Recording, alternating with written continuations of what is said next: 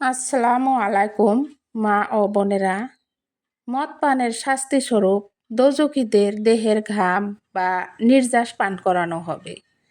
সে কি মদ পানের কাছেও যেতে পারে না, কশ্চিনকালেও যেতে পারে না। এটা বাস্তব সত্য যে ফেরেশতা এবং দোজখের অবস্থাসমূহ কেবল আমাদের আলোচনার মধ্যেই সীমাবদ্ধ হয়ে রয়েছে, একিনের স্তর পর্যন্ত পৌঁছেনি। কেননা উক্ত স্তরে পৌঁছালে বড় বড় গুনাহ তো দূরের কথা, মানুষ ছোট ছোট গুনাহ করার কথাও কেউ কল্পনা করতে পারত না।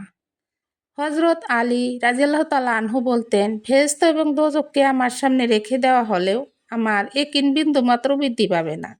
অর্থাৎ আমার অদৃশ্যের বিশ্বাস এমন পরিপক্ক যে তা স্বচক্ষে দেখার পর ততটুকুই হবে যতটুকু না দেখা অবস্থায় আছে।